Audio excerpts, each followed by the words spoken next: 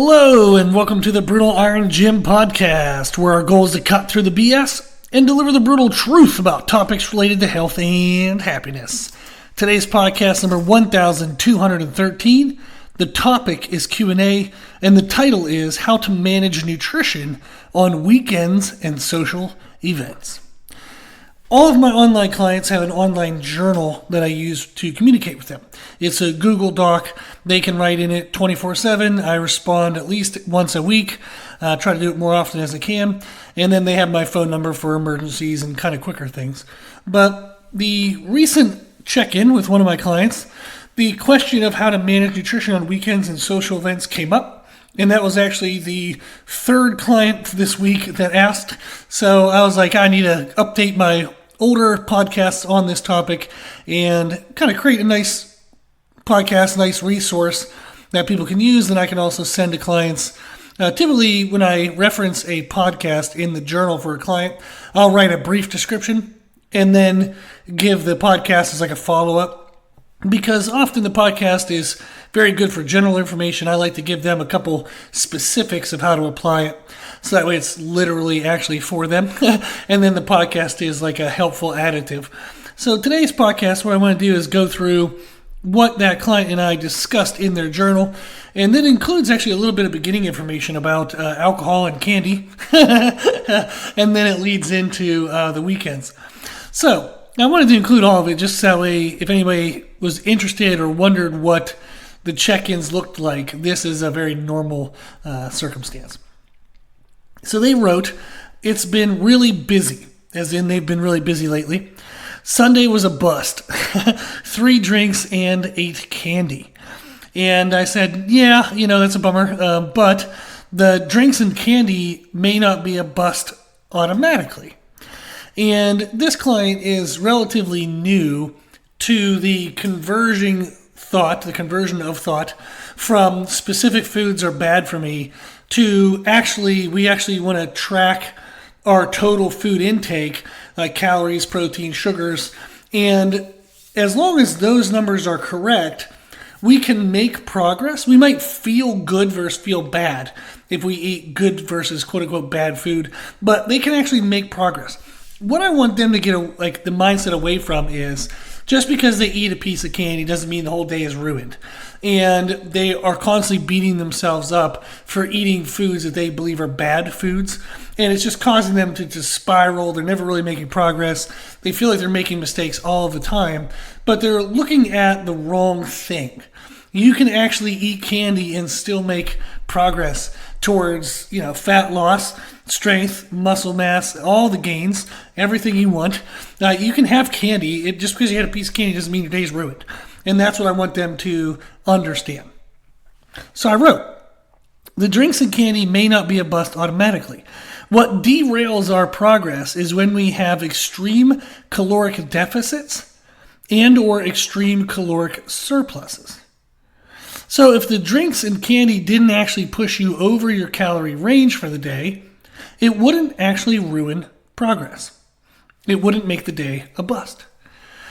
Yes, we don't want our calories to routinely come from alcohol and candy, as that doesn't convert well towards helping build muscle tissue and or repair the body, and alcohol has negative impacts on hormone levels. And in general, if we consume those foods on a regular basis, we will have energy crashes, poor blood health. But consuming them doesn't automatically mean we ruined the day or we ruined our progress. If we have them occasionally, we just make less progress on those days and may feel like crap on those days or the day after, depending on how much we drank. But it doesn't automatically cause fat gain or completely shut down fat loss. I would not recommend somebody drink alcohol and eat candy as a routine behavior on a fat loss diet. Definitely not.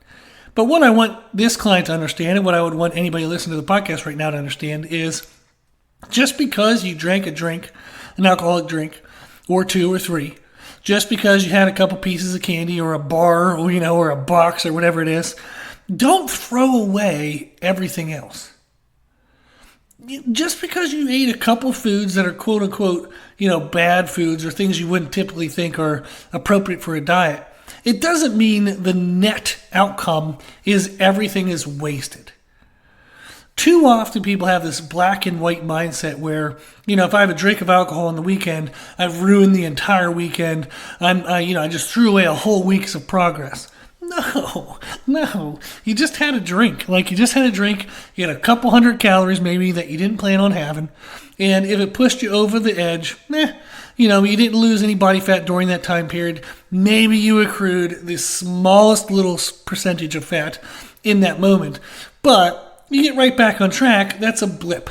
That is nothing that'll even be significant if we just get right back on track with our normal behaviors. Do not let one deviation shut down the entire process. She then said she also had 3 drinks on Sunday. So, bummer. We had 3 drinks on Saturday and candy, and then we had 3 drinks again on Sunday. I told her that I appreciated that she let me know. So I thanked her for letting me know. And it's helpful for me to understand what's going on in the large picture of things. Because if we see that we're having alcohol on the weekends, how could we cut it from 3 drinks down to 2 or to 1? Or are there lower calorie options than higher calorie options for drinks? And then also, can we maybe manipulate our carb and fat intake to make quote-unquote room for the calories from the alcohol? And I'm going to get into that here in a little bit. She then wrote, as expected, my weight is going up. Well, I asked her in our initial information to weigh herself on Mondays and Thursdays. When you wake up, before you eat or drink anything, go to the bathroom, then weigh yourself on Monday and Thursday and let me know. We haven't been seeing that data, so I reminded her to start sending that to me, so that way I can help give extra perspective to the numbers that she's seeing. As an example, it is normal for body weight to fluctuate around 1% per day, meaning if a person weighs 150 pounds, it would be normal to have a daily fluctuation between 148.5 and 151.5 pounds. So a normal fluctuation of a 3-pound window. And that would not have any direct indication of fat gain or fat loss. It's a simple water retention fluctuation and or a buildup of waste. Maybe you ate a lot of food and you didn't go to the bathroom yet today. So that might be why you're heavier. Also, anytime we change from our usual routine, you'll see a temporary response. For example, if we have a weekend where we ate at different meal times, and we had different foods, your weight on a Monday may be up 1 to 2 pounds from the previous Thursday. But that's indicative of a water weight change, not fat increase, if by the upcoming Thursday, those 1 or 2 pounds drop right back off. So I weighed myself on Thursday. I ate a little crappy over the weekend. I'm up 3 pounds on Monday, but by the following Thursday, I'm back down 3 pounds. Then that was just water retention. No big deal. For example, we have to eat like kind of a butthead to gain 1 pound to at most 2 pounds in a single week. You'd have to pretty much eat where you did not care and you were purposely overeating for a full week to gain like 2 pounds of actual like fat material, like body fat, not the water weight associated with it, just the fat itself. You would have to eat completely off the rails for a whole week for that to happen. So to have a 3-pound increase in 3 or 4 days, then have a 3-pound drop in another 3 days, that's only going to be indicative of water weight, not that we're gaining fat and losing fat that fast. So I wanted her to send me her body weight because if she's like, oh, my weight's going up and it only went up 0.5 pounds, no big deal whatsoever, no concern. So it helps me to see the data so that way I can help give perspective to weight changes that clients may see.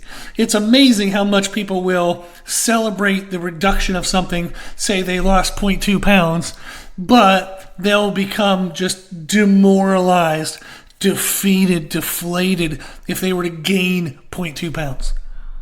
So I want to give perspective to that and help her understand in her specific situation what that weight change is maybe representing, so that way she doesn't lose motivation and we end up throwing away the entire process.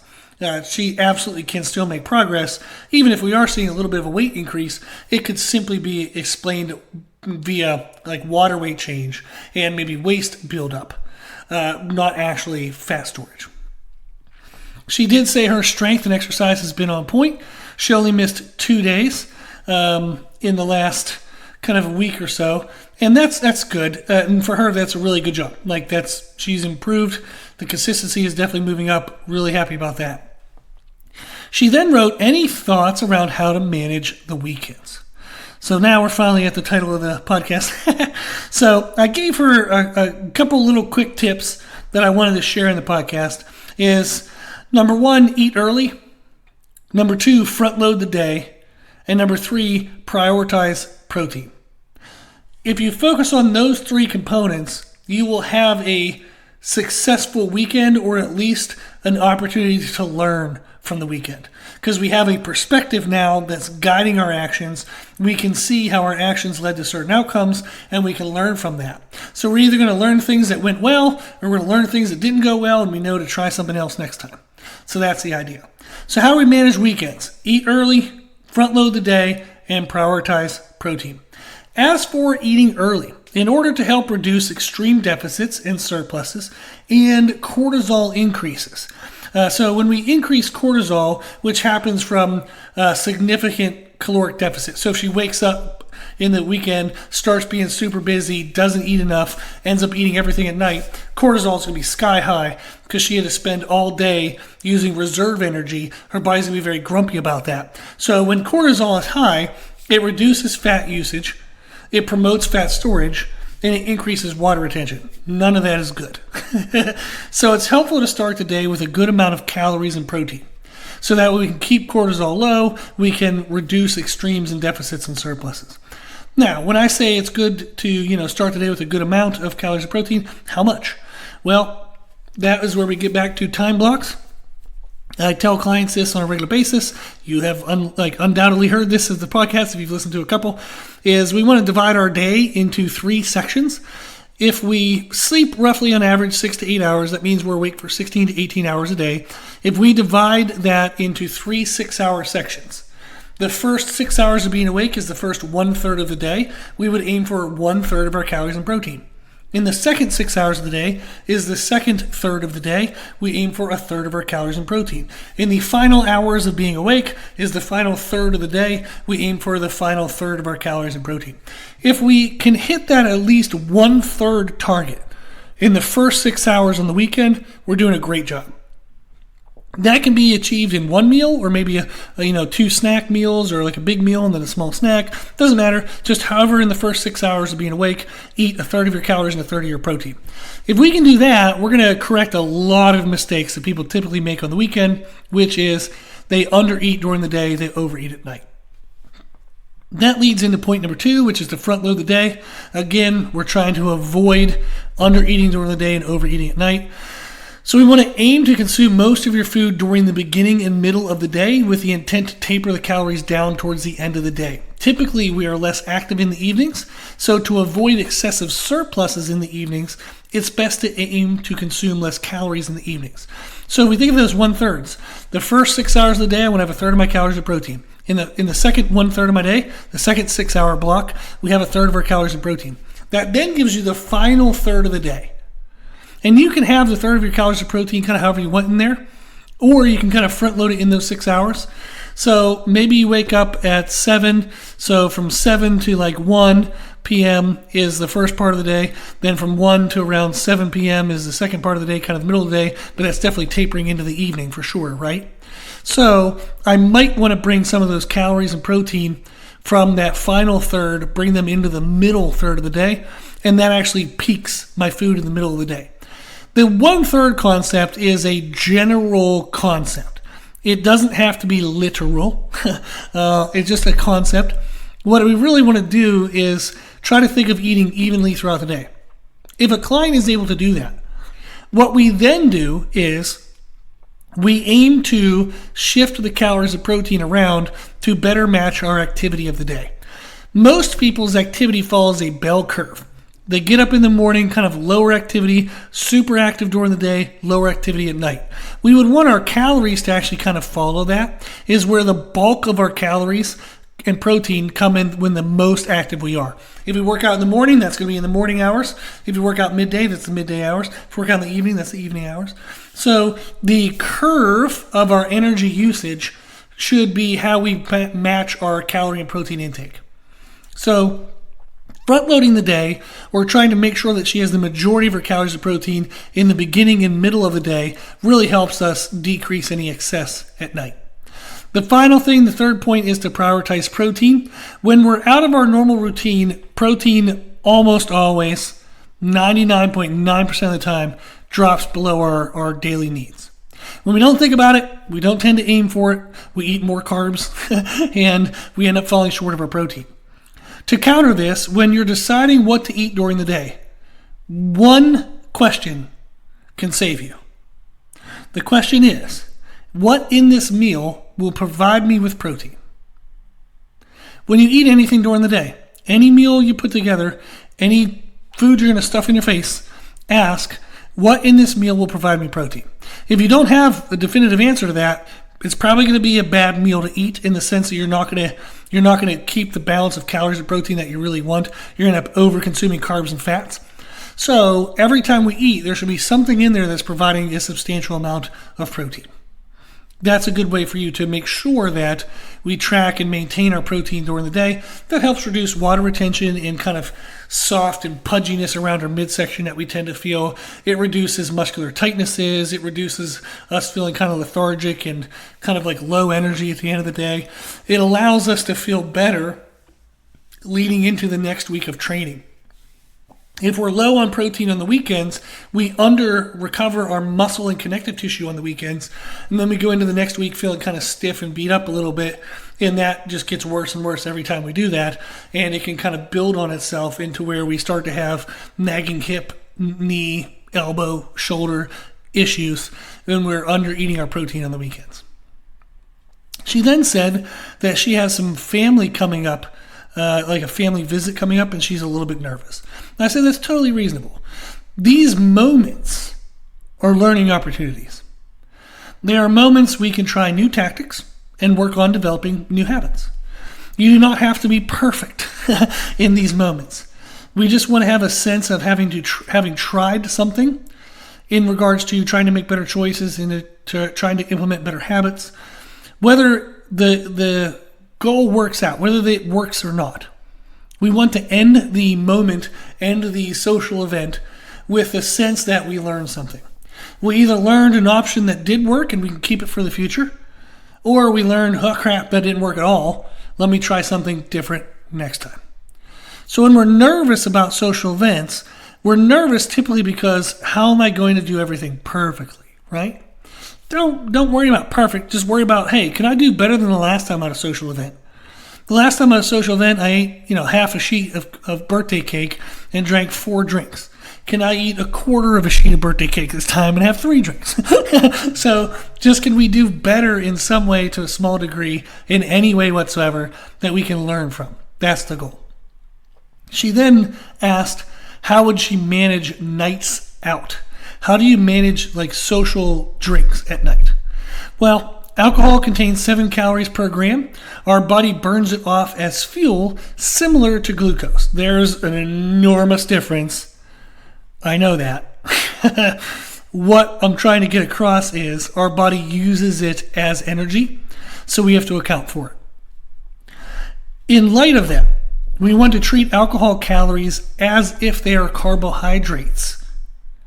When we want to make room in our daily caloric allowance for alcohol, we would consume less carbohydrates. If you don't already consume carbohydrates, maybe you have a really high-fat diet, then reduce fats, reduce calories from fats. We're trying to make a caloric allowance. So when we consume the alcohol, the calories of the alcohol replace the amount we took away earlier in the day. The calories from the alcohol don't create an excess of energy calories. we don't want to take away protein because alcohol does not work as protein works. It works similar to carbohydrates. So we want to take away carbohydrates first. If your carbohydrates are already very low, then take away fats. But the idea is to make caloric allowance for the drinks, and then that way it won't push you back too far. You're still going to have negative hormonal response. There's still some negatives for sure. But if you want to have the drinks, how are you going to make room for it? This would be the way. Reduce calories from carbohydrates. If not, then fats. And then at least you have the room for calories from alcohol. What's the best way? Don't have alcohol at all. That is the best answer. If you're going to have some, this is the second best answer. Okay. So I thought that was helpful. A little bit short on this one, but I want it to be easily digested so that way people would listen to it and be able to take away something from it. So the main thing, how do we manage nutrition on weekends? Eat early, front load the day, prioritize protein. How do we manage nutrition on social events? Take away carbohydrates and fats earlier in the day to make caloric allowance for the calories you'll have in the alcohol in the evening. Okay, awesome. If you have any questions, if you need anything, you can reach out on our website, www.brittleiron.gym.com. On the bottom of the homepage is a contact form. You can send me a message and I'll reply to you. I reply to everybody within 2 weeks. So if you send me a message, give me about 2 weeks and I'll get back to you. You can also check out the other services we have, such as our nutrition coaching and nutrition and training coaching, a lot of other things. There's also free information on the website as well. Tons of good stuff. If you haven't checked it out, go check it out. If you like the podcast, please share the podcast. If you like the podcast, please consider donating to support the podcast, which you can do on the website. And if you like the information we share in the podcast, you can find more from us on our social media channels. You can find us and follow us on Instagram and YouTube under the name Brittle Iron Gym. As always, I hope this was helpful, and thank you for listening.